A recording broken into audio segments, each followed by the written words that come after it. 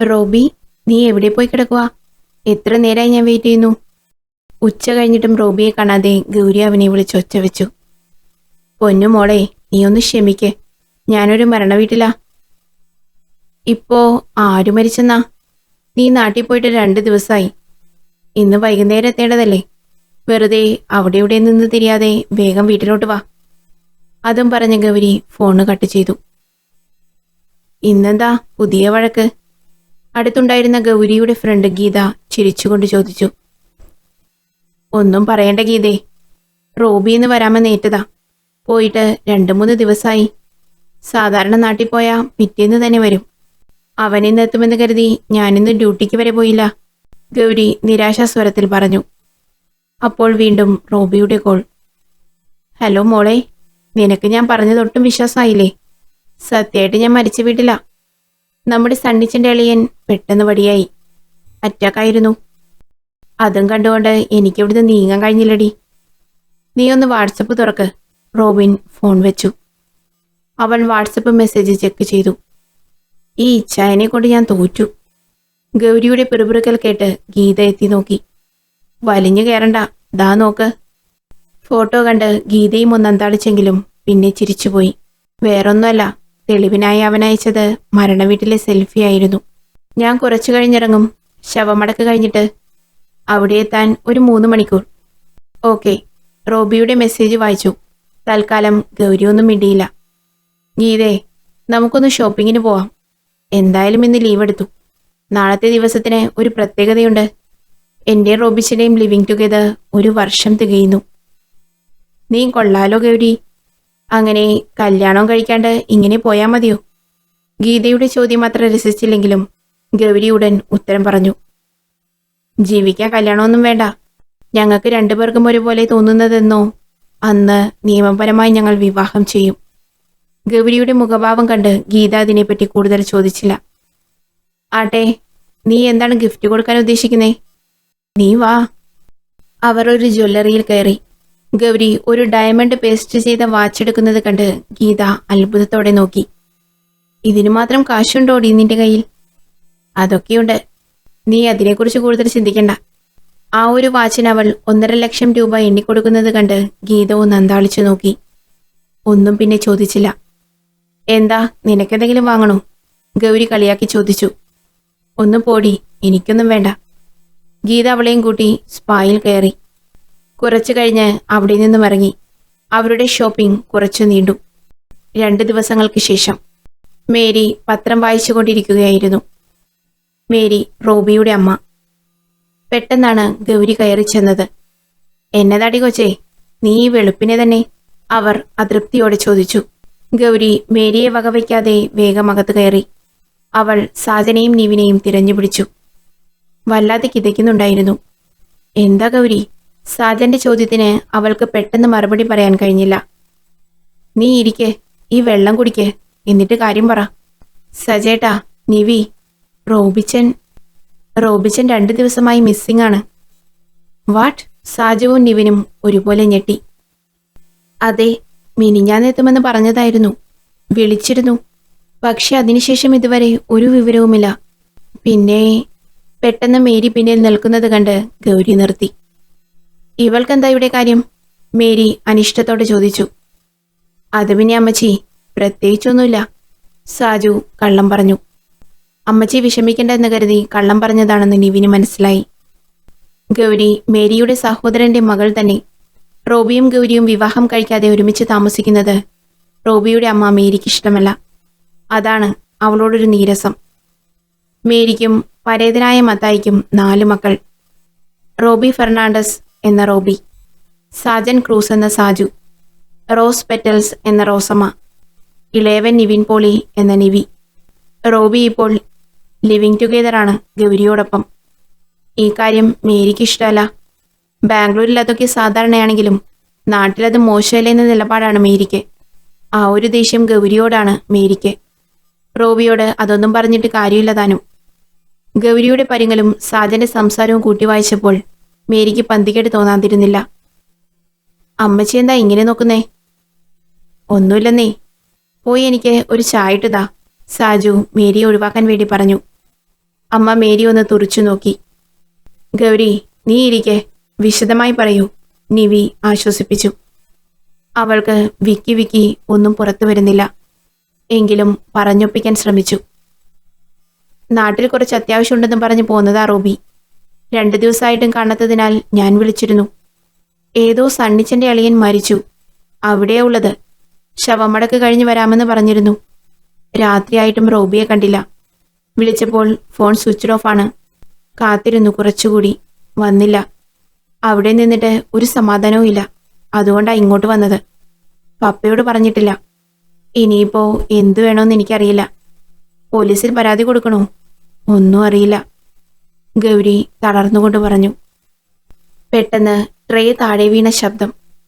ചായ കൊണ്ടുവന്ന മേരി എല്ലാം കേട്ടു. അമ്മച്ചി, സാജു പേടിച്ചു വിളിച്ചു. മതി, കൂടുതലൊന്നും മിണ്ടണ്ടാരും. എന്റെ മോനെ കാണാനില്ല. എന്നിട്ടാണോ നിങ്ങളെന്നോട് മറച്ചു വെക്കാൻ നോക്കിയത്? എടി, നിന്നെ ഞാൻ വിടില്ല. ഗൗരിയെ നോക്കി അലറിക്കൊണ്ട് മേരി ബോധം മറഞ്ഞു വീണു. അമ്മച്ചി. സാജനും നിവിയും മേരിയെ എടുത്തുപൊക്കി റൂമിൽ കിടത്തി. ഉറങ്ങിക്കിടന്ന റോസമ്മ ഒന്നും അറിയാതെ എണീറ്റു നോക്കി. അമ്മച്ചി, എന്തു പറ്റി? സാജു, നിവി, എന്താ പറ്റി? റോസമ്മേ, ഒന്നുമില്ല. അമ്മച്ചി വയ്യാണ്ട് വീണതാ. ഒന്ന് നോക്കിക്കോളണേ, ഞങ്ങളിപ്പോ വരാം. റോസമ്മയ്ക്ക് ഒന്നും മനസ്സിലായില്ല. ഗൗരി, നീ വാ, നമുക്ക് പോലീസിൽ പരാതി കൊടുക്കാം. നിവി അത് പറഞ്ഞപ്പോൾ സാജു എതിർത്തു. വേണ്ട, പോലീസിന്റെ അന്വേഷണം റോബിച്ചന് ആപത്തുണ്ടാക്കിയാലോ എന്ന് ഞാൻ ഭയക്കുന്നു. നമുക്ക് പറ്റിയ ഒരാളുണ്ട്. റോബിച്ചന്റെ പണ്ടേയുള്ളൊരു സുഹൃത്ത്. വിദേശത്താണ്. ഇപ്പോൾ ആള് നാട്ടിലുണ്ട്. ആള് കുറച്ച് ചൂഴ്ന്ന് കണ്ടുപിടിക്കാനൊക്കെ ഉഷാറാ. സാജു പെട്ടെന്ന് തന്നെ ഫോണെടുത്ത് കുത്തി. ഹലോ, ജോജി അല്ലേ? Yes, it's me, Joji. മറുതലയ്ക്കിൽ നിന്ന് ഒരു കനത്ത ശബ്ദം. ജോജി, ഞാൻ സാജു ആണ്. എനിക്കൊന്ന് അത്യാവശ്യമായി കാണണം. ജോജി ഫ്രീ ആണോ?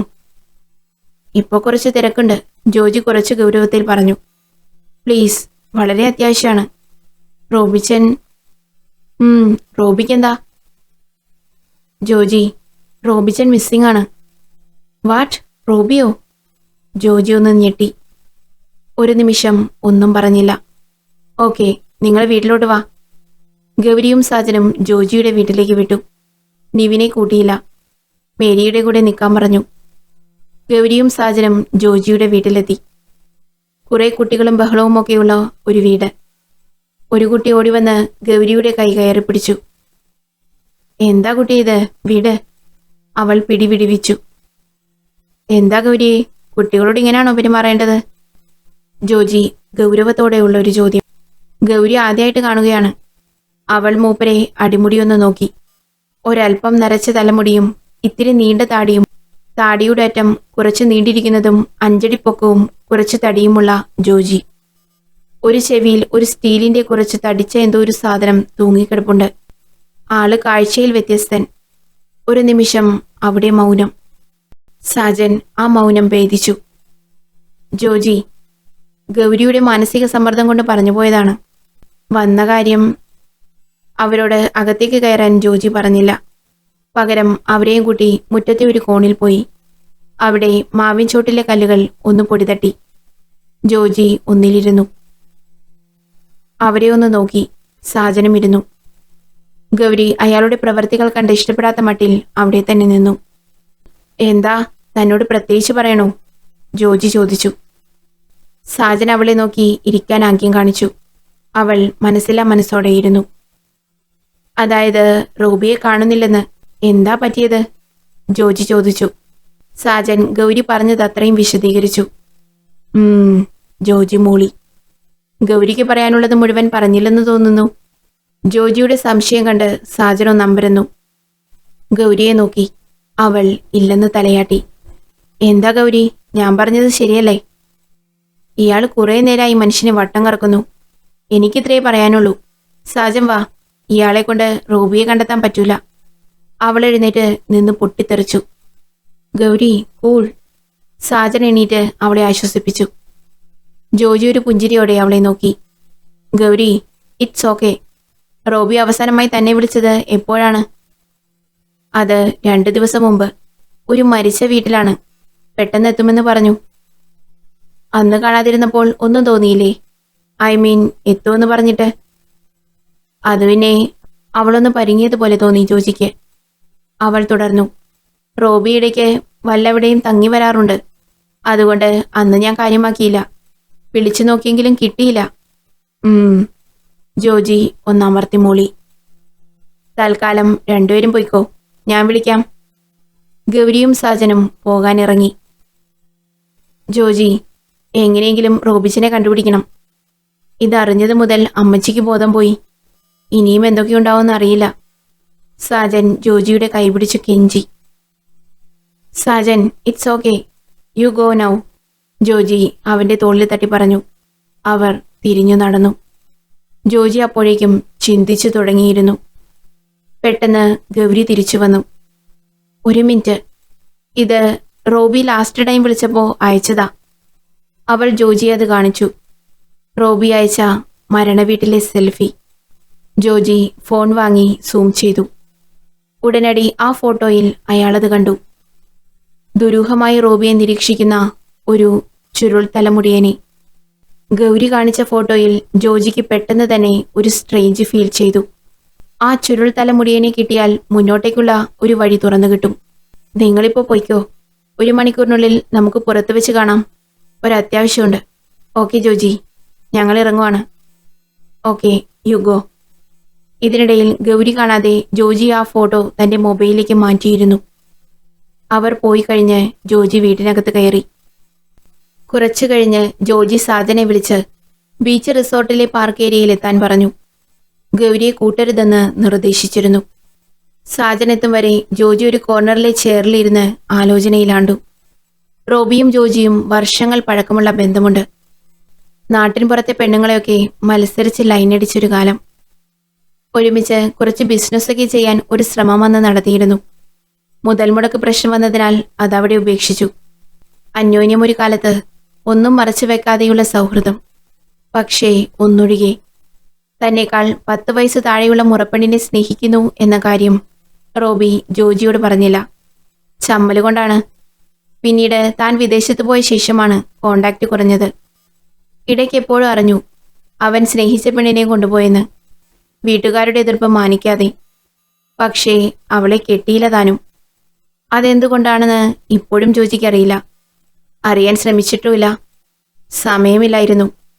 ഇപ്പോൾ റോബി എവിടെയായിരിക്കും? ഹലോ. ജോജിയുടെ ചിന്തകളെ ഭേദിച്ചുകൊണ്ട് സാജൻ അവിടെ എത്തി. സോറി സാജൻ, ഇരിക്കൂ. എന്താ ഓർഡർ ചെയ്യേണ്ടത്? ഒന്നും വേണ്ട ജോജി, ഇരിപ്പുറക്കുന്നില്ല. ഇച്ചായന്റെ കാര്യം ആലോചിച്ച്. It's okay Sajan, just A coffee. Sajan അറിയോ സണ്ണിച്ചനെ?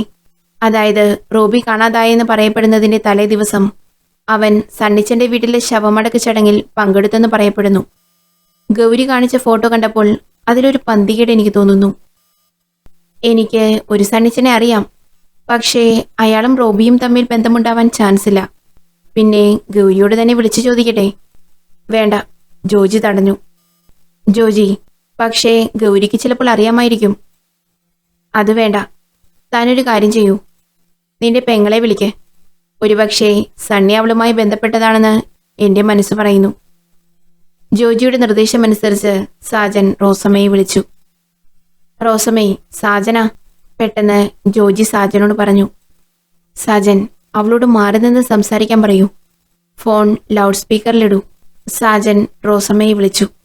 റോസമ്മേ, അമ്മച്ചി അടുത്തുണ്ടോ? ഉണ്ട്, തളർന്നിരിക്കുക. നിവിനും കൂടെ ആ പെണ്ണും ഇവിടെ ഇരിപ്പുണ്ട്. നീ കുറച്ച് മാറി നിൽക്കും അവിടുന്ന്. ശരി. എന്താ സാജ കാര്യം? റോബിയുടെ ഫ്രണ്ട് സണ്ണിച്ചനെ നിനക്കറിയൂ? പെട്ടെന്ന് ഒരു മൗനം. അതെന്താ സാജ എന്നോട് ചോദിച്ചേ? റോബിയുടെ ഫ്രണ്ടിനെ എനിക്കെങ്ങനെ അറിയാനാ? അവളുടെ ശബ്ദം പതറി. അവളോട് ആവർത്തിച്ച് ചോദിക്കാൻ ജോജി സാജനോട് ആവശ്യപ്പെട്ടു. സാജന്റെ വീണ്ടും വീണ്ടുമുള്ള ചോദ്യത്തിന് മുന്നിൽ റോസമ്മയ്ക്ക് പിടിച്ചു നിൽക്കാൻ കഴിഞ്ഞില്ല. അത് പിന്നെ സാജ, സണ്ണിയും ഞാനും ഇഷ്ടത്തിലാണ്. ആ സണ്ണിയുമായി റോബിക്ക് ബന്ധമുണ്ട്. ആ വീട്ടിൽ എതിർപ്പാണ്. ഞങ്ങളുടെ കാര്യം വീട്ടിൽ അവതരിപ്പിച്ച് ശരിയാക്കി തരാമെന്ന് പറഞ്ഞിട്ടാണ് റോബിച്ചായം പോയത്. റോസമ്മ കരച്ചിലിന്റെ വക്കിലെത്തി. സാജനൊന്നും ഞെട്ടിയെങ്കിലും ജോജിയുടെ നിർദ്ദേശമനുസരിച്ച് തുടർന്നു. ജോജി ചിരിച്ചുകൊണ്ട് കോഫി കുടി തുടർന്നു. നീ സണ്ണിച്ചനെ വിളിക്കാറുണ്ടോ? കുറച്ചു ദിവസങ്ങൾക്ക് മുമ്പേ സണ്ണിയുടെ വീട്ടിൽ അയാളുടെ അളിയൻ പെങ്ങളുടെ ഭർത്താവ് മരിച്ചതായി അറിയാൻ കഴിഞ്ഞു. റോബി കാണാതാവുന്നതിന് മുമ്പ് അവിടെയായിരുന്നു. എന്ത്? റോസമ്മ ഒന്ന് ഞെട്ടി. എന്താ റോസമ്മേ? അതെങ്ങനെ? അതിന് സണ്ണിച്ചൻ അങ്ങനെ ഒരളിയനില്ലല്ലോ സാജ. അങ്ങനെ ഒരാൾ മരിച്ചിട്ടുമില്ല. സണ്ണി ഒറ്റ മോനാ. വാട്ട്? സാജനൊരു ഞെട്ടലോടെ ഫോൺ താഴെയിട്ടു. ജോജി അപ്പോഴും ചിരിച്ചുകൊണ്ടിരിക്കുകയായിരുന്നു. അപ്പോൾ ഏതാണ്ട് ഞാൻ അങ്ങനെയൊരു സംശയം ഉയർത്തിയത് തെറ്റില്ല, ജോജി പറഞ്ഞു.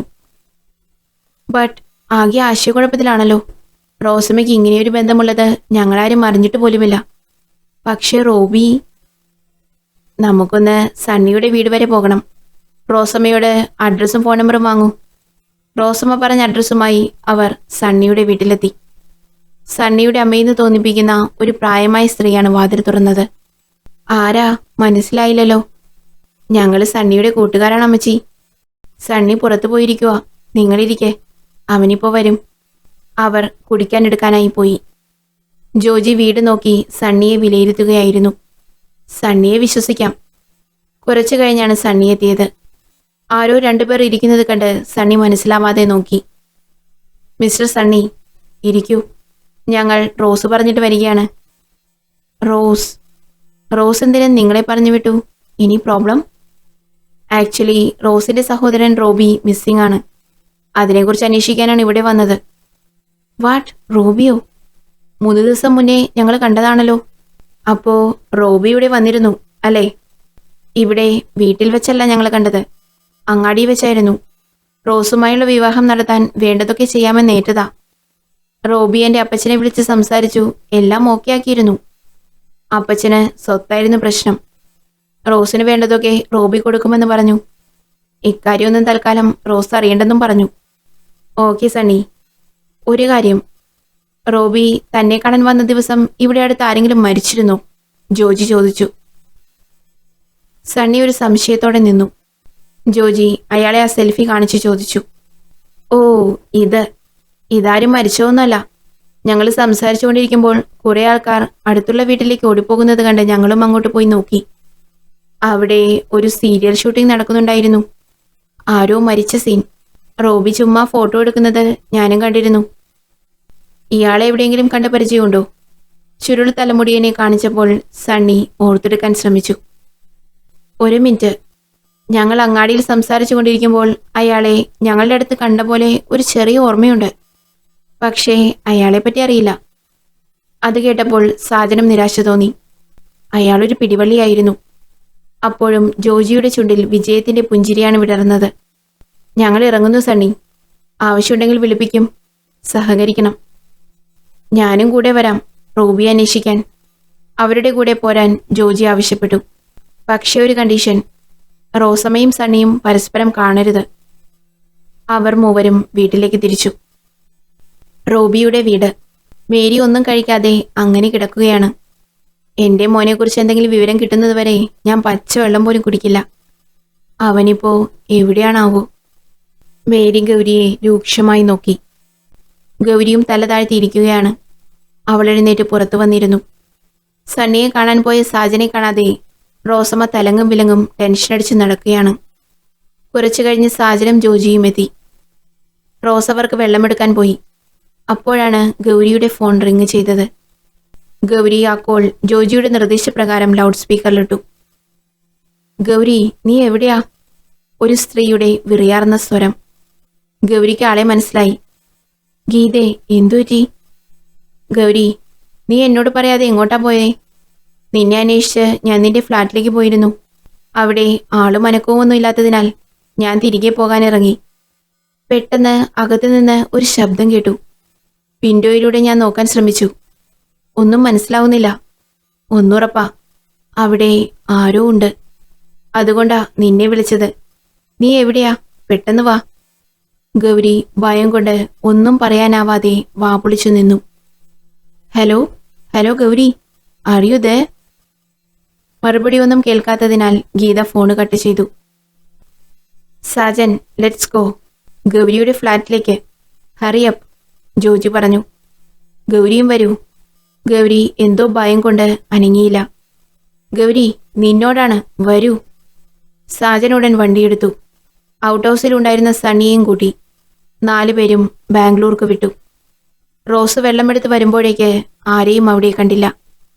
ഇടയ്ക്ക് ജോജി വണ്ടി നിർത്താൻ പറഞ്ഞു. സാജനെ മാറ്റി ജോജി ഡ്രൈവ് ചെയ്തു. ഒരു മിന്നൽ വേഗത്തിൽ. ജോജിയുടെ ഡ്രൈവിംഗ് മികവ് കണ്ട് മറ്റുള്ളവർ അതിശയത്തോടെ നോക്കി നിന്നു. 1 മണിക്കൂർ ലാഭിച്ച് അവർ ബാംഗ്ലൂർ എത്തി. ഗൗരിയുടെ ഉള്ളിൽ ഭയം കൂടി വന്നു. ഫ്ളാറ്റിന്റെ ഡോർ അടച്ചിട്ട് തന്നെയാണുള്ളത്. ജോജി ഗൗരിയോട് ഡോർ തുറക്കാൻ പറഞ്ഞു. കീ അതിലേക്ക് കയറ്റാൻ പറ്റുന്നില്ല. ജോജി ഡോർ 2-3 തവണ ആഞ്ഞു ചവിട്ടി. അത് മലക്കി തുറന്നു വന്നു. ഡോറിന്റെ ഉൾഭാഗത്ത് ലോക്കിൽ കീ ഉണ്ടായിരുന്നതായി ജോജി മനസ്സിലാക്കി. പെട്ടെന്ന് ഒരു ശബ്ദം കേട്ട് സാജൻ തിരിഞ്ഞു നോക്കി. ഇരുട്ടിൽ ഒരാൾ ഓടുന്നത് അവൻ കണ്ടു. ജോജി ലൈറ്റ് ഓൺ ചെയ്യുമ്പോഴേക്ക് അയാൾ അവരെ മറികടന്ന് പുറത്തേക്ക് ഓടിയിരുന്നു. ജോജി, ഇതവനാണ്, ആ ചുരുണ്ട മുടിക്കാരൻ. അവനെ പിടിക്ക്, സണ്ണി വിളിച്ചു കൂവി. അത് കേട്ടതും സാജൻ അവന്റെ പിന്നാലെ ഓടി. അവർ അവിടെ സെർച്ച് ചെയ്തു. കാണത്തക്ക ഒരു തുമ്പും കിട്ടിയില്ല. അപ്പോഴാണ് ജോജി അത് ശ്രദ്ധിച്ചത്. അടച്ചിട്ടിരിക്കുന്ന ഒരു റൂം. അത് ഉപയോഗിക്കാറില്ല, സ്റ്റോർ റൂമാണ്, ഗൗരി പറഞ്ഞു. എങ്കിലും ജോജി മെല്ലെ അത് തുറന്നു. ഇരുട്ടാണ്, ഒന്നും കാണാൻ പറ്റുന്നില്ല. മൊബൈൽ ടോർച്ചിന്റെ വെട്ടത്തിൽ അവരത് കണ്ടു. കെട്ടിയിട്ട നിലയിൽ ബോധമില്ലാത്ത റോബിയെ. ചുരുണ്ട മുടിക്കാരനെ തല്ലി കീഴ്പ്പെടുത്തിക്കൊണ്ടുവന്ന സാജനും അത് കണ്ട് ഞെട്ടി. ബോധമില്ലാതെ അവശനായ റോബി. വളരെ അവശനിലയിൽ റോബിയെ ഗൗരിയുടെ ഫ്ളാറ്റിൽ നിന്ന് തന്നെ കാണാനിടയായതിനാൽ എല്ലാവരുടെയും കണ്ണുകൾ ഗൗരിയിലേക്ക് ഉയർന്നു. ഗൗരി ഒരു ഷോക്കേറ്റതുപോലെ അങ്ങനെ തന്നെ നിൽക്കുകയാണ്. ചുരുണ്ട തലമുടിയനെ താഴേക്കിട്ട് സാജൻ ഗൗരിയുടെ നേർക്ക് ചാടി. ഡി, ഇവിടെ തന്നെ കെട്ടിയിട്ടിട്ട് നാടകം കളിക്കുന്നു. വിടില്ല നിന്നെ വെറുതെ വിടൂല. ഇതിനൊക്കെ പിന്നിൽ നീ തന്നെ. സാജൻ പൊട്ടിത്തെറിച്ചു. ഗൗരി അപ്പോഴേക്കും അനങ്ങാതെ തന്നെ നിൽക്കുകയായിരുന്നു. സാജൻ, ഇത് പറഞ്ഞ് നിൽക്കാനുള്ള ടൈമില്ല. റോബിയുടെ അവസ്ഥ നോക്ക്. പെട്ടെന്ന് ഹോസ്പിറ്റലിൽ എത്തിക്കണം. ഈ മുടിയനെ ഇവിടെ കെട്ടിയിടാം. അപ്പോ ഇവളെന്ത് ചെയ്യണം? അതും ചോദിച്ച് സാജൻ അവളുടെ കരണത്തടിച്ചു. അപ്പോഴാണ് അവൾക്ക് സ്ഥലകാലബോധം വന്നത്. സാജൻ, സണ്ണി, നിങ്ങൾ റോബിയെ പെട്ടെന്ന് ഹോസ്പിറ്റലിൽ എത്തിക്ക്. ഞാൻ പിന്നാലെ എത്താം. അവർ റോബിയെ താങ്ങിപ്പിടിച്ച് വണ്ടിയിലിരുത്തി ഹോസ്പിറ്റലിലേക്ക് വിട്ടു. ജോജി മുറി മുഴുവൻ ചെക്ക് ചെയ്തു. കാർപ്പറ്റ് വിരിച്ച റൂമാണ്. ഒരു വീടിന്റെ ഗോഡൌൺ എന്ന് തോന്നിപ്പിക്കുന്ന റൂം. പഴയ സാധനങ്ങളൊക്കെ ഇട്ട് നിറച്ചിട്ടുണ്ട്. ജോജിയെ തല്ലിച്ചതച്ചതിന്റെ അടയാളം കാണുന്നു. നിലത്ത് നിറയെ ചോരപ്പാടുകൾ. പിടിവലി നടന്നിട്ടുണ്ട്. ജോജി ഗൗരിയെ തിരിഞ്ഞു നോക്കി. അവൾ കരയുകയാണ്. ഒന്നും മനസ്സിലാവാത്ത പൊട്ടിപ്പെണ്ണിനെ പോലെ. ഗൗരി, ഇരിക്ക്, എനിക്ക് കുറച്ച് സംസാരിക്കാനുണ്ട്. എനിക്കറിയില്ല ജോജി. ജോജി കുറച്ചുനേരം ഗൗരിയോട് പലതും ചോദിച്ചു. അവൾ അലക്ഷ്യമായി കുറെ മറുപടി കൊടുത്തു. ചുരുണ്ട തലമുടിക്കാരൻ സാജന്റെ അടികൊണ്ട് ജീവനും മരണവും എന്ന അവസ്ഥയിൽ അങ്ങനെ കിടക്കുന്നു. ജോജി അവന്റെ മേൽ വെള്ളം കോരിയൊഴിച്ചു. ഒന്ന് പിടഞ്ഞവൻ വീണ്ടും അങ്ങനെ തന്നെ കിടന്നു. അവനെ പിടിച്ചു വലിച്ച് എഴുന്നേൽപ്പിച്ചു. പറയടാ, നീ എന്തിനാണിത് ചെയ്തത്? ജോജി അമർഷത്തോടെ ചോദിച്ചു. പറയൂല, എന്നെ കൊന്നാലും പറയൂല. അതും പറഞ്ഞ് അവൻ വീണ്ടും വീണു. ഗൗരി ചാടി എഴുന്നേറ്റ് അവനെ അടിച്ചു. നീ പറയൂലല്ലേ? എന്റെ റോബിച്ചനെ നീ എന്താ ചെയ്തത്? അവൻ കിടന്നിടത്ത് നിന്ന് അനങ്ങിയില്ല. അപ്പോഴാണ് ജോജിയുടെ ഫോൺ റിങ് ചെയ്തത്. സാജനായിരുന്നു. ജോജി, പെട്ടെന്ന് വാ. റോബിയുടെ കണ്ടീഷൻ ക്രിട്ടിക്കലാണ്. പെട്ടെന്ന് വാ. ജോജി അവനെ പിടിച്ചു കെട്ടി. ഗൗരിയെയും കൂട്ടി ഹോസ്പിറ്റലിലേക്ക് വിട്ടു. സാജൻ ICUവിന് പുറത്ത് ടെൻഷനടിച്ചു നിൽക്കുന്നു. ഗൗരിയെ കണ്ടതും സാജന്റെ നില മാറി. എന്തിനാ ഇവിടെയും വന്നത്? അനക്കമില്ലാതെ കിടക്കുകയാ പാവം. നിന്നെ സ്നേഹിച്ച കുറ്റത്തിന് വെറുതെ വിട്ടൂടെ? സാജ, ഞാൻ... വേണ്ട, എന്നെ കൊണ്ടൊന്നും പറയിപ്പിക്കണ്ട. പൊയ്ക്കോ ഇവിടുന്ന്. നിന്നെ ഇപ്പോൾ പിടിച്ച് പോലീസിൽ ഏൽപ്പിക്കാ വേണ്ടത്. റോബിച്ചനൊന്ന് കണ്ണു തുറന്നോട്ടെ, ബാക്കി അപ്പോ പറയാം. സാജൻ അവളോട് കയർത്ത് സംസാരിക്കുന്നതിനിടെ അവന്റെ ഫോൺ റിങ് ചെയ്തു. നിവിനാണ്. സാജ, എന്തായി? റോബിച്ചനെ പറ്റി വല്ല വിവരവും കിട്ടിയോ? വിവരമല്ല, ജീവിച്ചവമായ റോബിച്ചനെ തന്നെ കിട്ടി. ഗൗരിയെ നോക്കി സാജൻ പല്ലുഞ്ഞെരുക്കി. എന്താ സാജ ഈ പറയുന്നേ? തെളിച്ചു പറ. ഒന്നും മനസ്സിലാവാതെ നിവിൻ. റോബിയെ കിട്ടി, അവന്റെ ഫ്ലാറ്റിൽ നിന്ന് തന്നെ. ഞാൻ വിളിക്കാം. ഗൗരി തന്നെ നോക്കുന്നത് കണ്ട് സാജൻ നിർത്തി. ജോജി ഡോക്ടറോട് സംസാരിച്ചു. റോബിയുടെ നില ഗുരുതരമാണ്. ഇപ്പോൾ കോമ സ്റ്റേജിലാണുള്ളത്. റിയാക്ട് ചെയ്യാൻ സമയമെടുക്കും. ഇപ്പോൾ മെഡിസിൻ ഇഞ്ചെക്ട് ചെയ്യുന്നുണ്ട്. ഡോക്ടർ പറഞ്ഞത് കേട്ട് ജോജിക്ക് നിരാശ തോന്നി. ജോജിയുടെ ആവശ്യപ്രകാരം റോബിയെ നാട്ടിലെ ഹോസ്പിറ്റലിലേക്ക് മാറ്റാൻ തീരുമാനിച്ചു. സാജനും സണ്ണിയും റോബിയെയും കൊണ്ട് ആംബുലൻസിൽ സിറ്റി കെയർ ഹോസ്പിറ്റലിലേക്ക് കത്തിച്ചു വിട്ടു. പിറകെ ചുരുണ്ട മുടിയനെയും കൊണ്ട് ജോജിയും ഗൗരിയും കാറിലും. ഗൗരിക്ക് മൗനം. ജോജി ഒന്നും ചോദിച്ചതുമില്ല. വരട്ടെ. തക്കതായ ഒരു തെളിവ് കിട്ടിയിട്ട് ഗൗരിയെ വിടാമെന്ന് ജോജി ചിന്തിച്ചു. City care hospital. ICUവിന് പുറത്ത് റോബിയുടെ വേണ്ടപ്പെട്ടവരൊക്കെ വിഷമിച്ചിരിക്കുന്നുണ്ട്. സാജൻ വീട്ടുകാരോടെല്ലാം പറഞ്ഞു. മേരിയും റോസമ്മയും ഗൗരിയെ തല്ലാൻ വരെ ഒരുങ്ങി. പക്ഷേ ജോജി ഇടപെട്ട് അവരെ മാറ്റി നിർത്തി. ഡോക്ടർ പുറത്തു വന്നു. റോബിക്ക് ചെറുതായി റിയാക്ഷൻ വരുന്നുണ്ട്. ഇപ്പോൾ നമ്മൾ പറയുന്നതൊക്കെ അവന് കേൾക്കാം. പ്രതികരിക്കില്ലെന്ന് മാത്രം. അത് കേട്ട് എല്ലാവർക്കും അല്പം ആശ്വാസമായി. ഗൗരി, തൽക്കാലം നീ മാറി നിൽക്ക്. ഇല്ല, എനിക്ക് റോബിയെ കാണണം, പ്ലീസ്, അവൾ കെഞ്ചി. എല്ലാവരും അവളെ രൂക്ഷമായി നോക്കി. ജോജി അവളെ നോക്കി. ജോജിയുടെ ആവശ്യപ്രകാരം അവൾ അവിടെ നിന്ന് മാറി. 2-3 ദിവസം റോബിയുടെ നില അതുപോലെ തുടർന്നു. റോസമ്മയും സാജനും ഹോസ്പിറ്റലിൽ നിന്നു. മേരി വീട്ടിൽ പോകാൻ കൂട്ടാക്കിയില്ല. സാജൻ നിർബന്ധിച്ച് നിവിന്റെ കൂടി അമ്മച്ചിയെ വീട്ടിലേക്ക് പറഞ്ഞു വിട്ടു. വീണ്ടും സംഭവരഹിതമായി 2 ദിനങ്ങൾ കൂടി കടന്നുപോയി. ജോജിയും സാജനും ഡോക്ടറോട് സംസാരിച്ചു. ഇന്നത്തെ മെഡിസിൻ ഇഞ്ചക്ഷൻ പൂർത്തിയായാൽ റോബിക്ക് നല്ലൊരു മാറ്റം പ്രതീക്ഷിക്കാം. അവർ ആശ്വാസം കൊണ്ടു. നിവിൻ അമ്മ മേരിയുടെ കരച്ചിൽ കണ്ട് നിൽക്കാൻ കഴിയാതെ അവരെയും കൂട്ടി ഹോസ്പിറ്റലിലേക്ക് വന്നു. സാജൻ ഡോക്ടർ കൊടുത്ത ആശ്വാസം അവരോട് പങ്കുവച്ചു.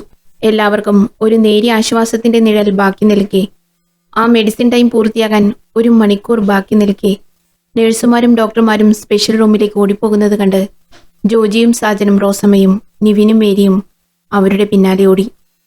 അവർക്ക് ഒന്നും മനസ്സിലായില്ല. ഡോക്ടർ, ഈ മെഡിസിൻ വയർ ആരോ മാറ്റിയിട്ടുണ്ട്. പേഷ്യന്റിന് പിടിച്ചു നിൽക്കാൻ പറ്റുന്നില്ല, ഒരു നഴ്സ് വിളിച്ചു കൂവി.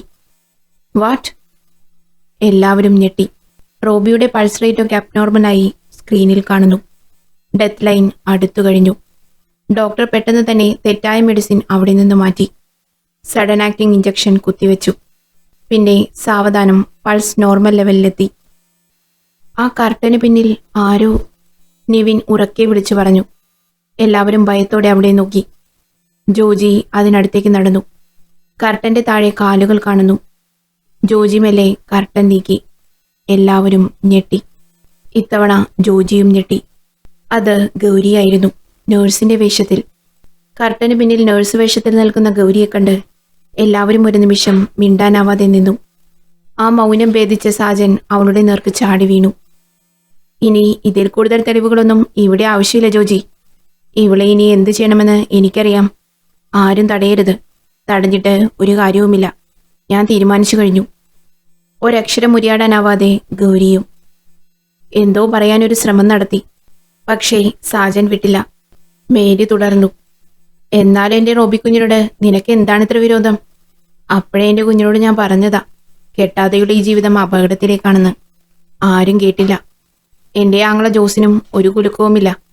മേരിക്ക് വീണ്ടും ഒരു തളർച്ച അനുഭവപ്പെട്ടു. റോസമ്മ അമ്മച്ചിയെ താങ്ങിപ്പിടിച്ചിരുത്തി. അപ്പോഴേക്കും സാജൻ വിളിച്ചു വരുത്തിയ പോലീസ് അവിടെ എത്തിയിരുന്നു. എന്നെ വിട്, എനിക്ക് പറയാനുള്ളതൊന്ന് കേൾക്ക്, ഗൗരി ഉറക്കെ പറഞ്ഞെങ്കിലും ആരും കാര്യമാക്കിയില്ല.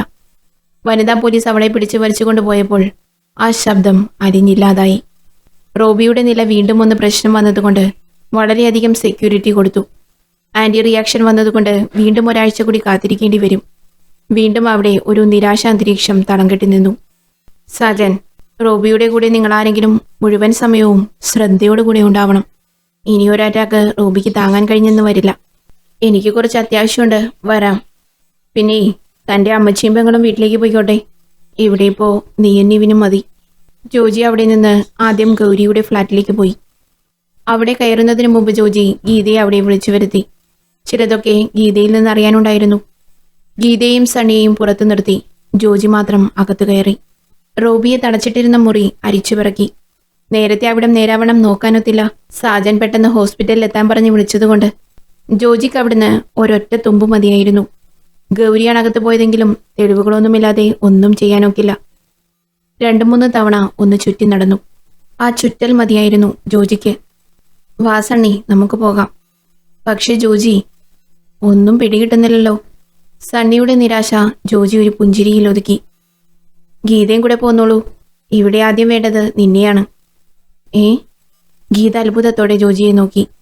അവർ നാട്ടിൽ ചെന്ന് അവരുടെ കസ്റ്റഡിയിലൂടെ ചുരുണ്ട തലമുടിയനെ പോയി കണ്ടു. വീണിടത്ത് നിന്ന് എണീറ്റിരിപ്പുണ്ട്. കൈകാലുകൾ ബന്ധനത്തിലാണ്. എടോ, ഇപ്പൊ ഞാൻ ചോദിക്കുന്നതിന് ഉത്തരം പറഞ്ഞാ നിനക്ക് ജീവിക്കാം. മറിച്ചാണ് നിന്റെ തീരുമാനമെങ്കിൽ പോലീസിനേക്കാൾ വലിയൊരു മുറ എന്റെ കയ്യിലുണ്ട്. അവന് ഒരു കുലുക്കവുമില്ല. തല്ലിയിട്ടും ഉരുട്ടിയിട്ടും ഒരു പ്രയോജനവുമില്ല. ജോജിയുടെ നിർദ്ദേശപ്രകാരം അവനെ പിടിച്ചുകെട്ടി ഒരു ഐസ് ബോക്സിന്റെ മുകളിൽ നിർത്തിച്ചു. അടിയും കുത്തും സഹിച്ചു നിന്ന അവന് ഒരു ചെറിയ ഐസിനെ തടുക്കാൻ കഴിഞ്ഞില്ല. ഞാൻ പറയാം സാറേ, ഞാൻ പറയാം. ഇനി തന്റെ മുഴുവൻ ഡീറ്റെയിൽസും പറഞ്ഞോളൂ. സാറേ, എൻ്റെ പേര് അയ്യപ്പൻ എന്നാ. സത്യമായിട്ടും എനിക്ക് മുഴുവനായി ഒന്നും അറിയില്ല. 1 മാസം മുമ്പേ ഞാൻ തിന്നാൻ പോലും കിട്ടാതെ പട്ടിണി കിടക്കുമ്പോഴാണ് ഒരാൾ എനിക്ക് ഭക്ഷണമൊക്കെ വാങ്ങിത്തന്ന് സഹായിച്ചത്. അയാൾ ആരാണെന്നോ എന്താണെന്നോ എനിക്കറിയില്ലായിരുന്നു. അയാൾ പറഞ്ഞ ജോലി ചെയ്താൽ പട്ടിണി കൂടാതെ കഴിയാനുള്ള ഒരു നല്ല തുക അയാൾ തരാമെന്നേറ്റു. എന്നിട്ട് അയാൾ എന്ത് ജോലിയാണ് തനിക്ക് തന്നത്? ഒരു സാറിന്റെ ഫോട്ടോ കാണിച്ചു. അയാളെ ഫോളോ ചെയ്ത് അയാൾ പറഞ്ഞ സ്ഥലത്തെത്തിക്കാൻ പറഞ്ഞു. ഇയാളാണോ നിനക്ക് ജോലി തന്നാൾ? ഒരു ഫോട്ടോ കാണിച്ച് ജോജി അയാളോട് ചോദിച്ചു. സാറിനിതെങ്ങനെ? അയ്യപ്പന്റെ കണ്ണു വിടർന്നു. ഇയാൾക്ക് ഇടതുകാലിന് മുടന്തുണ്ടോ? അതൊക്കെ സാറിനെങ്ങനെ മനസ്സിലായി? താനിനി കൂടുതൽ കണ്ണു പിടിക്കണ്ട. എനിക്ക് അത്യാവശ്യം വേണ്ടത് കിട്ടിക്കഴിഞ്ഞു. നീ ഗീതയും കൂട്ടി പൊയ്ക്കോ. എനിക്ക് വേറെ ചിലത് ചെയ്യാനുണ്ട്. സണ്ണിയും ഗീതയും അവിടെ നയിച്ചു. ജോജി മറ്റൊരിടത്തേക്ക് പോയി. ഗൗരിയുടെ സെൽ. ആരാണ് എൻ്റെ റൂബിയെ ഈ ഗതിയിലാക്കിയിട്ടുണ്ടാവുക? എന്തുകൊണ്ട് ഞാനിവിടെ എത്തി? ഗൗരിയുടെ മനസ്സിൽ പല ചോദ്യങ്ങൾ ഉയർന്നു. ഹോസ്പിറ്റലിലുണ്ടായത് എന്താണെന്ന് വരെ കേൾക്കാൻ ആരും തയ്യാറല്ലായിരുന്നു. തനിക്കൊരു വിസിറ്ററുണ്ട്, ഇറങ്ങി വരൂ. ഗൗരിയുടെ ചിന്തകളെ മുറിച്ചുകൊണ്ട് സെക്യൂരിറ്റി വന്നു. തന്നെ കാണാൻ ഇനി ആരു വരാൻ? പപ്പ ഇതുവരെ ഒന്നും അറിഞ്ഞില്ല. ഇതിപ്പോ ആരാണാവോ? അവൾക്ക് ഉത്കണ്ഠയായി. അവൾ വിസിറ്റർ റൂമിലേക്ക് നടന്നു. ഒരു കറുത്തുരുണ്ട മനുഷ്യൻ അവൾക്കടുത്തേക്ക് നടന്നു വന്നു. തന്നെ കാണാൻ വന്നയാളെ കണ്ടവൾ അമ്പരന്നു. അതൊരു മുടന്തനായിരുന്നു. തന്റെ വിസിറ്റ് താൻ ഇതുവരെ കാണാത്തൊരാൾ, അതും ഒരു മുടന്തൻ. ഗൗരി ഒന്നും മനസ്സിലാവാതെ നോക്കി നിന്നു.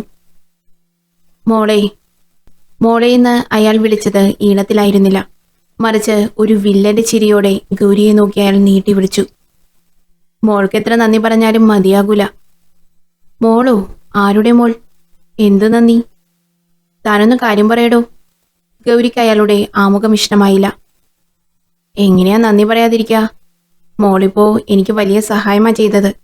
കാരണം മോളിപ്പോഴുള്ളത് ഔസേപ്പിന്റെ മുറിയിലാണ്. ഗൗരി ഒന്നും മനസ്സിലാവാതെ നോക്കി നിന്നു. മോളിപ്പോൾ എന്തിനാണോ ഇവിടെ കിടക്കുന്നത് അതിന്റെ മാസ്റ്റർ പ്ലാനിന്റെ ഫോളോവറാണ് ഈ ഔസേപ്പ്. വാട്ട്? എന്തോ ഒന്ന് ഗൗരിക്ക് പിടികിട്ടി. അപ്പോൾ റോബി? ആ അതേ മോളെ, നിന്റെ റോബിയെ ഈ ഔസേപ്പ് തന്നെയാ തളച്ചത്. കൊല്ലേണ്ടതായിരുന്നു. ഡാ നീ ആരടാ നീ? എന്ത് ദ്രോഹമാണോ തന്നോട് ഞങ്ങൾ ചെയ്തത്? ഗൗരി അലറിക്കൊണ്ട് വാച്ചിങ് ഗേറ്റിൽ തലയിടിപ്പിച്ചു. പെട്ടെന്ന് അവൾ തളർന്നു താഴെ വീണു. ഒന്ന് കഷ്ടപ്പെട്ടെഴുന്നേറ്റ് വീണ്ടും അയാൾക്ക് നേരെ കൈയോങ്ങി. അയാളപ്പോഴേക്കും അപ്രത്യക്ഷനായിരിക്കുന്നു. എവിടെ? ആരാണ് അയാൾ? അവൾ ഒരു പൊട്ടിപ്പെണ്ണിനെ പോലെ തേങ്ങിക്കരഞ്ഞു. ജോജി തിരക്കിലാണ്. ഇടയ്ക്ക് സാജനെ വിളിച്ച് ഹോസ്പിറ്റലിലെ അവസ്ഥ അറിഞ്ഞു. റോബി ഇപ്പോൾ സുരക്ഷിതനാണ്. ഡോക്ടർ പറഞ്ഞതുപോലെ കുറച്ചു ദിവസങ്ങൾ കൂടി വേണം അവനൊന്ന് നേരെയാവാൻ. ജോജിയുടെ യാത്ര ഒരിടത്തു നിന്ന് മറ്റൊരിടത്തേക്ക് മാറിക്കൊണ്ടിരുന്നു. ഹോസ്പിറ്റലിൽ സാജനും നിവിനും മാറി മാറി റോബിക്ക് കാവലിരിക്കുകയാണ്. റോബിയെ നോക്കി രണ്ടുപേരും കണ്ണീർ വാർത്തു. തങ്ങളുടെ എല്ലാമാണ് ഈ കിടക്കുന്നത്. അപ്പച്ചന് ഏറ്റവും ഇഷ്ടവും റോബിയോടായിരുന്നു. അത് കഴിഞ്ഞേ താനും റോസമ്മയും നിവിനും സ്ഥാനമുണ്ടായിരുന്നുള്ളൂ. വേറൊന്നും കൊണ്ടല്ല, റോബി അങ്ങനെയൊരു മനസ്സിനുടമയാണ്. അപ്പച്ചന്റെ ബിസിനസ് തകർന്നപ്പോൾ നമ്മളൊക്കെ ഇരുട്ടിലേക്ക് വീണതായിരുന്നു. പെട്ടെന്നായിരുന്നു റോബി ഇടപെട്ട് എല്ലാം ശരിയാക്കി തങ്ങളെ വീണ്ടും വെളിച്ചത്തിലേക്ക് കൊണ്ടുവന്നത്. 1 വർഷം മുമ്പ് അപ്പച്ചൻ ടൗണിൽ ബിസിനസ് ആവശ്യത്തിന് പോയതായിരുന്നു. ഒരു ഫ്ലാറ്റിന്റെ മുകളിൽ നിന്ന് കാല് തെറ്റി താഴെ വീണു അപ്പച്ചൻ.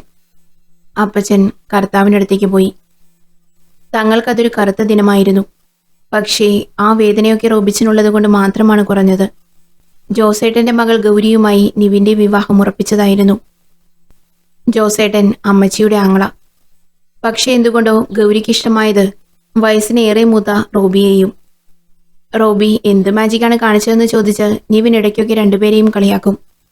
പക്ഷെ രണ്ടുപേരും കല്യാണമൊന്നും കഴിക്കാണ്ട് ബാംഗ്ലൂർ പോയി താമസം തുടങ്ങി. എന്നാലിപ്പോ ആ ഗൗരി തന്നെ റോബിച്ചിന് ഈ അവസ്ഥ വരുത്തി വെച്ചിരിക്കുന്നു. ഓർത്തപ്പോൾ സാജന് ഗൗരിയെ കൊല്ലാൻ വരെ തോന്നി. എന്തിനാണ് അവളിത് ചെയ്തത്? അപ്പോഴാണ് സണ്ണിയുടെ കോൾ വന്നത്.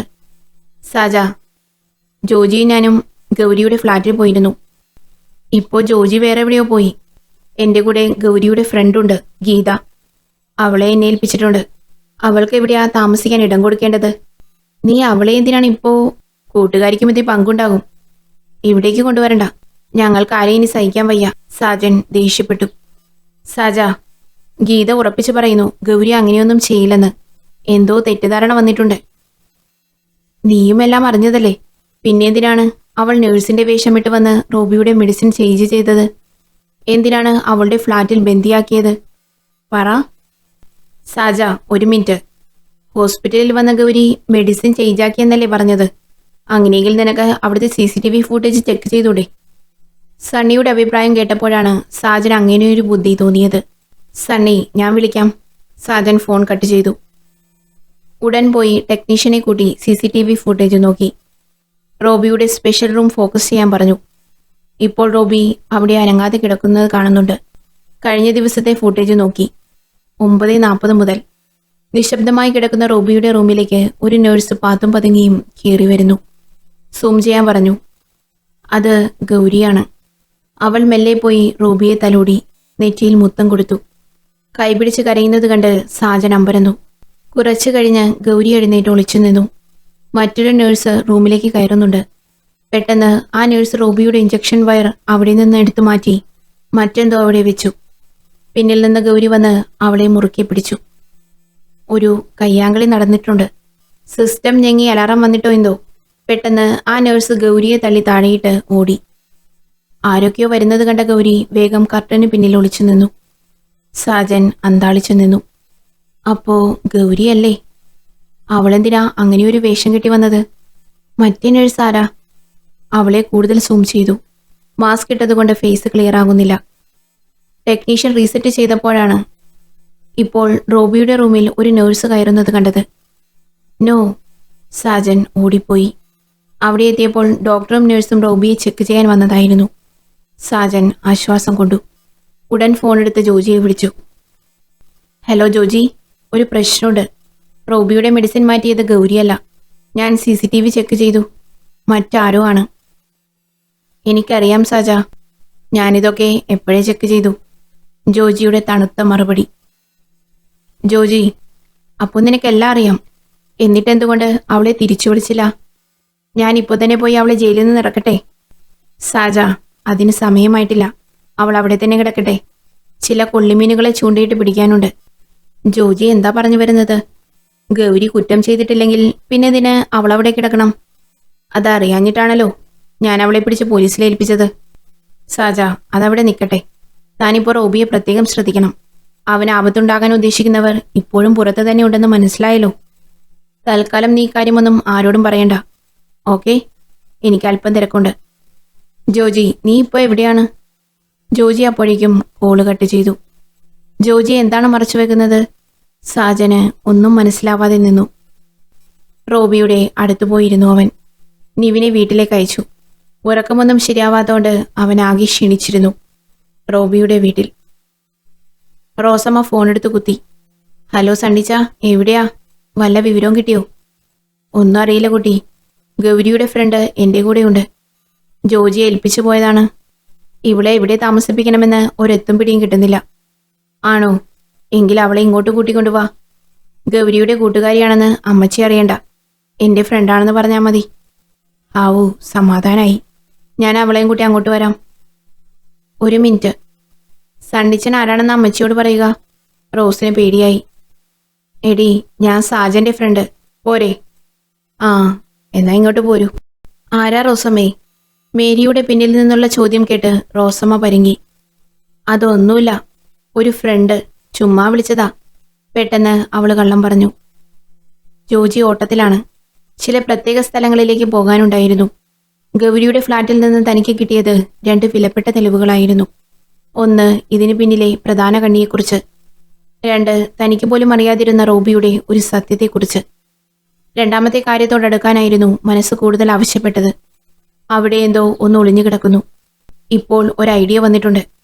കാര്യങ്ങളുടെ പോക്കൊന്ന് സ്മൂത്താക്കാൻ ഇനി അയാളെ കൂടി കിട്ടണം, ആ മുടന്തനെ. റോബി കണ്ണു തുറക്കുമ്പോഴേക്ക് അവൻ അറിഞ്ഞിരിക്കും എന്തുകൊണ്ട് അവൻ ഇങ്ങനെയൊക്കെ സംഭവിച്ചു എന്ന്. അതിനിനി അയ്യപ്പൻ കനിയണം. ജോജി അയ്യപ്പന്റെ അടുത്ത് പോയി അവനെ ഭീഷണിപ്പെടുത്തി.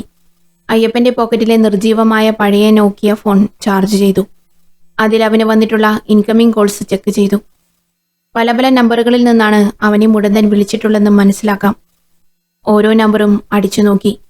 എല്ലാം ഉപയോഗശൂന്യമാണ്. ഒടുവിൽ പ്രതീക്ഷിക്കാതെ ഒരു നമ്പറിൽ റിങ് ചെയ്തു. അറ്റൻഡ് ചെയ്യുന്നില്ല. പക്ഷേ പിന്നീട് അങ്ങോട്ട് വിളിച്ചില്ല. വെയിറ്റ് ചെയ്തു. കുറച്ചു കഴിഞ്ഞ് ദേ വിളിക്കുന്നു. ജോജി ഫോൺ ലൗഡ് സ്പീക്കറിലിട്ടു. അയ്യപ്പനോട് പറയാൻ ഏൽപ്പിച്ചത് അവനതുപോലെ ചെയ്തു, പേടിച്ചിട്ട്. അണ്ണാ, അയ്യപ്പനാ. അണ്ണനെ പറ്റി ഇവിടെയുള്ള സാറിന് എല്ലാ വിവരവും കിട്ടി. അണ്ണൻ പെട്ടെന്ന് തന്നെ അവിടുന്ന് മാറിക്കോ. പോലീസിൽ വിവരം അറിയിച്ചിട്ടുണ്ട്. എടാ, ഈ ഔസേപ്പിന്റെ വീട്ടിൽ രഹസ്യമുറി ഉള്ളപ്പോൾ ഒരു പോലീസിനും എന്നെ പിടിക്കാനൊക്കില്ല അയ്യപ്പ. നീ ഇനി ഇതും പറഞ്ഞ് എന്നെ വിളിക്കരുത്. അണ്ണാ, വെക്കല്ലേ. അണ്ണനെ ആദ്യമായിട്ട് കണ്ട കടയിൽ ഞാനൊരു സാധനം ഏൽപ്പിച്ചിട്ടുണ്ട്. പറ്റിയാ പോയി വാങ്ങണം. അണ്ണന് വേണമെങ്കിൽ മതി. ചുമ്മാ ജോജി പറഞ്ഞതുകൊണ്ട് അയ്യപ്പൻ പറഞ്ഞതേ ഉള്ളൂ. അല്ലാതെ അയാളെ കിട്ടാൻ വേറെ വഴിയൊന്നുമില്ല. ജോജി സണ്ണിയും കൂട്ടി അയ്യപ്പൻ പറഞ്ഞു കൊടുത്ത കടയിലേക്ക് കയറി. കുറച്ചു മാറി നിന്നു. സണ്ണി പലതും ഇടയ്ക്കിടെ ചോദിച്ചുകൊണ്ടിരുന്നു. ജോജി അവനോട് മിണ്ടാതിരിക്കാൻ പറഞ്ഞു. അയാൾ വരും. സമയമേറെ കഴിഞ്ഞിട്ടും അയാളെ കണ്ടില്ല. ഒടുവിൽ നിരാശയോടെ അവർ ഇറങ്ങിയപ്പോഴാണ് ഒരു ശബ്ദം കേട്ടത്. പറഞ്ഞേൽപ്പിച്ചു പോയ സാധനം എടുക്ക്. ആ സാധനം ഇവിടെയാണല്ലോ ഉള്ളത്. പിറകിൽ അപകടം മണത്ത മുടന്തൻ ഓടാനൊരുങ്ങി. ഇനി രക്ഷയില്ലട ഔസേപ്പേ. ജോജിയും സണ്ണിയും അവന്റെ മേൽ ചാടി വീണു. മുടന്തനാണെങ്കിലും അയാൾ കുതറി മാറി. ജോജി വീണ്ടും അയാളെ പിടിച്ചു ബന്ധിച്ചു. നിന്റെ കളി അവസാനിച്ചടാ. ജോജി അവനെ നോക്കി പല്ലിറുമ്മി. സാജ, എല്ലാവരെയും കൂട്ടി താൻ ഗൗരിയുള്ള ജയിലിലേക്കൊന്ന് വരണം. ഒരു കാര്യത്തിൽ തീരുമാനമെടുക്കേണ്ടതുണ്ട്. ജോജി വിളിച്ചു പറഞ്ഞതാണ്. എന്തായിരിക്കും കാര്യം? സാജൻ ചിന്തിച്ചു. ജോജി പറഞ്ഞത് പ്രകാരം സാജൻ എല്ലാവരെയും കൂട്ടി ജയിലിലെത്തി. ജോജിയുടെ വിസ്താരണ വേദിയിൽ റോബിയുടെ വേണ്ടപ്പെട്ടവരൊക്കെ ഹാജരായിട്ടുണ്ട്.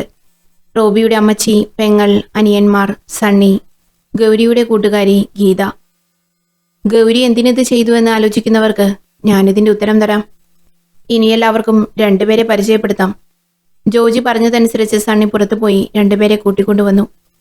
അയ്യപ്പനും മുടന്തൻ ഔസേപ്പും. ഇത് അയ്യപ്പൻ, റോബിയെ ഫോളോ ചെയ്ത് തട്ടിക്കൊണ്ടുപോയവൻ. ചുരുണ്ടമുടിക്കാരനെ ജോജി പരിചയപ്പെടുത്തി. ഇത് നമ്മുടെ ഔസേപ്പ്, അയ്യപ്പന് ജീവിക്കാൻ ജോലി കൊടുത്തവൻ. മുടന്തനെയും പരിചയപ്പെടുത്തി. ഔസേപ്പിനെ കണ്ട ഗൗരി അമ്പരന്നു. മുഖത്തേക്ക് നോക്കണ്ട ഔസേപ്പേ. തനിക്കും എനിക്കും എല്ലാം ഒന്ന് ക്ലിയറായ സ്ഥിതിക്ക് ഇവർക്ക് പറഞ്ഞു കൊടുക്കൂ യഥാർത്ഥത്തിൽ ആരാണ് ഇതിന് പിന്നിലെന്ന്. ഔസേപ്പ് ഒന്നും മിണ്ടിയില്ല. ഔസേപ്പേ, തന്റെ വായിൽ നിന്ന് തന്നെ ഇവർ അറിയട്ടെ, ഈ കപ്പലിലുള്ള കള്ളനെ. വേറെ ഗതിയില്ലാതെ ഔസേപ്പ് കൈ ഉയർത്തി വിരൽ ചൂണ്ടി കാണിച്ചു മാസ്റ്റർ പ്ലാനർ ആരാണെന്ന്. യഥാർത്ഥ കുറ്റവാളിയുടെ നേർക്ക് ഔസേപ്പിന്റെ കൈ ഉയർന്നു തുടങ്ങിയതും ജോജി പെട്ടെന്ന് കൈപിടിച്ചു താഴ്ത്തി. ഔസേപ്പേ, പെട്ടെന്നങ്ങനെ പറഞ്ഞാ ആർക്കും ഒരെത്തും പിടിയും കിട്ടൂല. അതിനു മുമ്പ് ഞാനൊരു കഥ പറഞ്ഞോട്ടെ. റോബിയെ കിഡ്നാപ്പ് ചെയ്ത് എന്തുകൊണ്ട് ഗൗരിയുടെ ഫ്ലാറ്റിലെത്തിച്ചു? ഉത്തരം സിമ്പിൾ. കുറ്റം ഗൗരിയുടെ മേൽ അടിച്ചേൽപ്പിക്കണം. എങ്ങനെ അവർക്ക് ആ ഫ്ലാറ്റിൽ കയറാൻ കഴിഞ്ഞു? അതും സിമ്പിൾ. റോബിയുടെ കയ്യിലുണ്ടായിരുന്ന ഫ്ലാറ്റിന്റെ മറ്റേ കീ. അത് മതിയല്ലോ സുഖമായി കയറിപ്പറ്റാൻ. റോബിയെ കാണാതായതെന്ന് ഗൗരി സംശയിച്ചു തുടങ്ങിയപ്പോൾ തന്നെ അയ്യപ്പൻ റോബിയെയും കൊണ്ട് അവിടെ വിദഗ്ധമായി കയറി പറ്റിയിരുന്നു. ഉപയോഗമില്ലാത്ത സ്റ്റോർ റൂമിൽ തളച്ചിടുകയും ചെയ്തു. ഗൗരി ടെൻഷനിൽ അവിടുന്ന് നാട്ടിലേക്ക് ഇറങ്ങിയപ്പോഴും അറിഞ്ഞിരുന്നില്ല തന്റെ റോബി അവിടെ തന്നെ ബന്ദിയാക്കപ്പെട്ടിരുന്നുവെന്ന്. അവൾ ഇറങ്ങിയതു മുതൽ ഔസേപ്പിന്റെ നിർദ്ദേശമനുസരിച്ച് അയ്യപ്പൻ റോബിയെ ഉപദ്രവിച്ചു. ഒരുപാട്. പക്ഷേ റൂബിയുടെ നില മുഴുവനായും അപകടത്തിൽപ്പെട്ടത് മറ്റൊരാളുടെ കൂടെ മർദ്ദനമേറ്റതുകൊണ്ടായിരുന്നു. ഔസേപ്പ് അവിടെ പോയിരുന്നു. കാർപ്പറ്റ് വിരിച്ച സ്റ്റോർ റൂമിൽ ഔസേപ്പിന്റെ ഇടതുകാലിലെ മുടന്ത് പെട്ടെന്ന് മനസ്സിലാക്കാമായിരുന്നു. കാരണം അയാൾ വലതുകാൽ കൂടുതൽ സ്ട്രെസ് ചെയ്ത് നടന്നതിനാൽ അതിന്റെ പാട് അവിടെ വ്യക്തമായിരുന്നു. ഒരു കാലടിപ്പാട് കൂടുതൽ അമർന്നിരുന്നു അവിടെ. ഔസേപ്പ് എന്തിന് റോബിയോട് അങ്ങനെയൊക്കെ ചെയ്തു? റോബിയുടെ മുറിയിൽ നിന്ന് ഗൗരി പോലും അറിയാതിരുന്ന ഒരു ഡോക്യുമെന്റ് എനിക്ക് കിട്ടി. ഒരു ലീഗൽ പ്രോപ്പർട്ടി ട്രാൻസ്ഫർ പേപ്പർ. ഒരു ഓഫണേജിന് റോബിയുടെ സ്വത്തിന്റെ 2/3 ഭാഗം വിട്ടുകൊടുക്കുന്നതിനായുള്ള പ്രസ്താവന. Green trust orphanage. അവിടുന്ന് എൻ്റെ യാത്ര ആ ഓഫണേജിലേക്കായിരുന്നു. റോബിക്ക് ആ ഓഫണേജുമായുള്ള ബന്ധം അവിടുത്തെ മദർ എന്നോട് വെളിപ്പെടുത്തി. വളരെ ചെറുപ്പത്തിൽ റോബി വളർന്നിരുന്നത് അവിടെയായിരുന്നു. അതായത് റോബി ഒരു അനാഥനായിരുന്നു. 6 വയസ്സുവരെ അവിടെ വളർന്ന അവനെ മക്കളില്ലാതിരുന്ന മേരിയും മത്തായിയും വന്ന് ലീഗലായി അഡോപ്റ്റ് ചെയ്തു. 8 കൊല്ലമായിട്ടും പ്രസവിക്കാതിരുന്ന മേരി റോബിയെ ദത്തെടുത്ത ശേഷം 3 മക്കൾക്ക് ജന്മം കൊടുത്തു. സാജനും റോസമ്മയും നിവിനും. അത്രയും പറഞ്ഞ് ജോജി ഒന്ന് നിർത്തി. ഒരാളെ കൂടി ഇവിടെ ആവശ്യമുണ്ട്. ജോജി ഫോണിൽ വിളിച്ച് അകത്തേക്ക് വരാൻ പറഞ്ഞു. ഒരു മധ്യവയസ്കൻ അകത്തേക്ക് കയറി. അയാളെ കണ്ടതും ഗൗരി ഓടിച്ചെന്ന് കെട്ടിപ്പിടിച്ചു കരഞ്ഞു. പപ്പാ. മോളെ കരയരുത്, ഞാനെല്ലാം അറിഞ്ഞു. ഔസേപ്പേ, ഇനി പറയൂ, ആരാണിതിനൊക്കെ പിന്നിലെന്ന്? ഔസേപ്പ് പേടിയോടെ നേരത്തെ ജോജി താഴ്ത്തിച്ച കൈ ഉയർത്തി കാണിച്ചു. മേരി. തല താഴ്ത്തിയിരിക്കുന്ന മേരിയെ നോക്കി മറ്റുള്ളവർ ഷോക്കേറ്റ പോലെ നിന്നു. അമ്മച്ചി. സാജനും നിവിനും റോസമ്മയും എന്നുവേണ്ട ഗൗരി വരെ ഒരുമിച്ച് വിളിച്ചുപോയി. അതെ, നിങ്ങളുടെ അമ്മച്ചി തന്നെയാണ് റോബിയെ ഈ അവസ്ഥയിലാക്കിയത്. മരവിച്ചു നിൽക്കുന്ന എല്ലാവരോടുമായി ജോജി വെളിപ്പെടുത്തി. പിന്നെ തുടർന്നു. മേരിക്ക് സ്വന്തം ഉദരത്തിൽ കുഞ്ഞിക്കാൽ വന്നപ്പോൾ തന്നെ റോബിയോട് നീരസം തോന്നി തുടങ്ങിയിരുന്നു. അവനെ അവരിൽ നിന്ന് ഒഴിവാക്കാൻ അവർ ശ്രമിച്ചു. പക്ഷേ മത്തായിക്ക് റോബിയോടുള്ള അടുപ്പം കൊണ്ട് അതപ്പോഴൊന്നും പുറത്തു കാണിച്ചിരുന്നില്ല. റോസമ്മയെ പ്രസവിച്ച ശേഷം ഒരു ദിവസം റോബിയെ തേടി വളരെ പ്രായം ചെന്നൊരു മനുഷ്യനെത്തി. അത് റോബിയുടെ സ്വന്തം അപ്പനായിരുന്നു. വളരെ അറിയപ്പെടുന്ന മനുഷ്യൻ. ചില കാരണങ്ങളാൽ ഓഫണേജിലെത്തിപ്പെട്ട റോബിയെ വർഷങ്ങൾക്ക് ശേഷം അന്വേഷിച്ചു വന്നതായിരുന്നു. മരണത്തെ മണത്തറിഞ്ഞ അദ്ദേഹം തന്റെ സ്വത്തുക്കൾ നഷ്ടപ്പെട്ടു പോയ സ്വന്തം മകന് നൽകാൻ വേണ്ടി. റോബിയുടെ സ്വത്ത് കണ്ടതിൽ പിന്നെ മേരിക്ക് അതിലായിരുന്നു കണ്ണ്. തൽക്കാലം റോബിയെ ഒഴിവാക്കേണ്ട എന്ന് മേരി തീരുമാനിച്ചു. റോബിയുടെ കാര്യമൊക്കെ അവിടെ നിൽക്കട്ടെ. കഴിഞ്ഞ വർഷമല്ലേ സാജ നിങ്ങളുടെ അപ്പം മരിച്ചത്? അതെങ്ങനെയായിരുന്നു? പ്രതീക്ഷിക്കാതെ പലതും കേൾക്കുകയായിരുന്ന സാജന് ആദ്യം മിണ്ടാൻ കഴിഞ്ഞില്ല. കുറച്ചു കഴിഞ്ഞ് സാജൻ പറഞ്ഞു, അപ്പച്ചൻ ഫ്ലാറ്റിന് മുകളിൽ നിന്ന് തെന്നി താഴെ വീണതാ. അല്ല സാജ, കൊന്നതാ, ജോജി ഉടനടി പറഞ്ഞു. ഇനിയും ഒരു ഷോക്ക്. വേണ്ട ജോജി, എനിക്കൊന്നും വിശ്വാസം വരുന്നില്ല. ജോജി വിടാൻ ഭാവമില്ല. മത്തായിച്ചനെ കൊന്ന ക്രെഡിറ്റ് മറ്റാർക്കുമല്ല, അതും ഔസേപ്പിന് തന്നെ. കൊല്ലാൻ പറഞ്ഞത് സ്വന്തം ഭാര്യയും, മേരി. ജോജി, നീ പറയുന്നതൊക്കെ കളവാ. അമ്മച്ചി എന്തിന് അപ്പച്ചനെ കൊല്ലണം? ശരിയാ, പക്ഷേ ആ മത്തായി നിങ്ങളുടെ അപ്പച്ചനല്ല. തലയ്ക്കടിയേറ്റ പോലുള്ള ജോജിയുടെ കുറേ വെളിപ്പെടുത്തലുകൾ എല്ലാവർക്കും തല കറങ്ങുന്നത് പോലെ തോന്നി. എല്ലാവരുടെയും അവസ്ഥ കണ്ട് ജോസ് ഇടപെട്ടു. ജോജി പറയുന്നത് സത്യമാണ് മക്കളെ. എൻ്റെ പെങ്ങള് വലിയ തെറ്റാണ് ചെയ്തത്. മത്തായിയുടെ കഴിവുകേടാണെന്ന് എപ്പോഴും പറച്ചിൽ. റോബിയെ ദത്തെടുത്ത ശേഷം പഴയ കാമുകനോടൊത്ത് ഇടയ്ക്ക് കഴിയുകയായിരുന്നു പതിവ്. അങ്ങനെയാണ് ബാക്കി 3 മക്കളും. ജോസ് മുഴുവിപ്പിക്കാൻ കഴിയാതെ നിർത്തി. കുറച്ചു കഴിഞ്ഞ് തുടർന്നു. ഇതൊന്നും അറിയാതിരുന്ന മത്തായി എല്ലാവരെയും സ്വന്തം മക്കളായി വളർത്തി. ഇത്രയും എനിക്കറിയാം. മത്തായിയെ കൊല്ലിച്ചത് മേരിയാണെന്ന് എനിക്കറിയില്ലായിരുന്നു. ഇടിവെട്ടേറ്റവനെ പാമ്പ് കടിച്ചതുപോലെയാണ് ഇപ്പോൾ അവിടെയുള്ളവരുടെ അവസ്ഥ. എല്ലാം അംഗീകരിച്ച മട്ടിൽ ഒന്നും മിണ്ടാതെ വില്ലത്തി മേരിയും. ഇനി മറ്റൊരു കാര്യം കൂടി. മേരിയെ കൊണ്ടു നടന്ന ആ കാമുകൻ, അതാണ് ഈ ഔസേപ്പ്. കുറച്ച് വർഷങ്ങൾക്ക് മുമ്പ് നടന്ന ആക്സിഡന്റിൽ ഒരു കാൽപാദം മുറിക്കേണ്ടി വന്നു. അങ്ങനെ ഔസേപ്പ് മുടന്തൻ ഔസേപ്പായി. റോബി ഒഴികെ സ്വന്തം മക്കളുടെ അച്ഛനെ ഏതെങ്കിലും വിധത്തിൽ വീട്ടിൽ പൊറുതി കൊടുക്കാനായിരുന്നു മത്തായിയെ കൊന്നത്.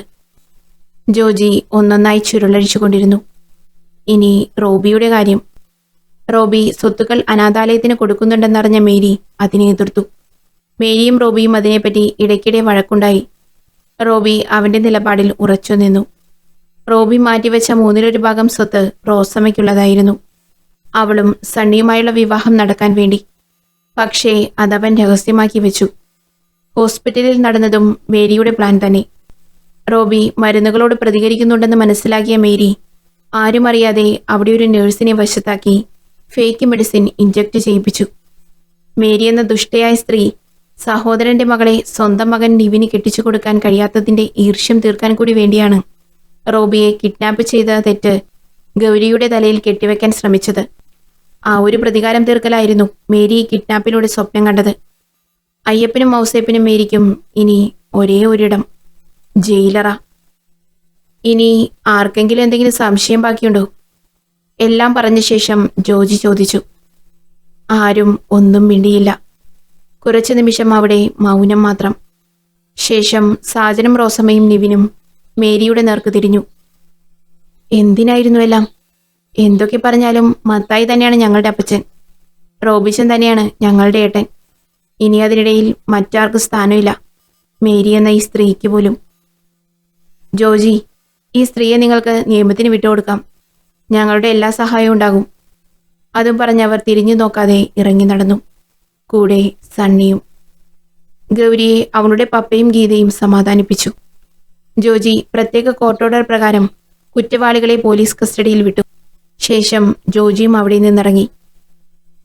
ഒരാഴ്ചയ്ക്ക് ശേഷം റോബിയുടെ നില ഏതാണ്ട് ശരിയായി വന്നിട്ടുണ്ട്. എങ്കിലും പെട്ടെന്ന് എഴുന്നേറ്റ് നടക്കാൻ പറ്റില്ല. സാജനും റോസും നിവിനും റോബിയോട് മാപ്പ് ചോദിച്ചു, മേരി ചെയ്ത തെറ്റിന്. ഏയ്, ഞാൻ നിങ്ങളുടെ ഏട്ടനല്ലേ? റോബിയുടെ പുഞ്ചിരിയോടെയുള്ള മറുപടി. അവർ ഏട്ടനെ കെട്ടിപ്പിടിച്ചു. ഗീത, നീ ചോദിച്ചില്ലേ എപ്പോഴാ ഞങ്ങൾ കല്യാണം കഴിക്കുമെന്ന്? ഇപ്പോൾ അതിന് സമയമായിരിക്കുന്നു. ഒരാളും ചോദ്യം ചെയ്യാത്ത ബന്ധം ഞങ്ങൾക്കിപ്പോൾ ആവശ്യമാണ്. ഗീതയുടെ മുഖത്ത് നോക്കി ഗൗരി പറഞ്ഞു. ഗീത അവളിൽ അഭിമാനം കൊണ്ടു. എല്ലാവരും തറവാട്ടിൽ ഒത്തുകൂടി. മറ്റാരും ചതിക്കാനില്ലാതെ സന്തോഷത്തോടെ ഒരു ഒത്തുകൂടൽ. റോസമ്മയും സണ്ണിയും തമ്മിലുള്ള എൻഗേജ്മെന്റ് നടന്നു.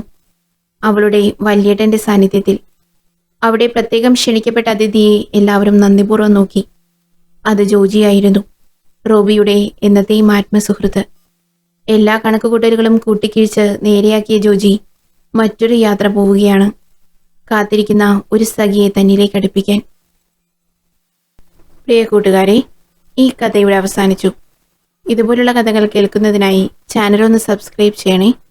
കൂടെ ഒരു ലൈക്കും കൂടി. നന്ദി.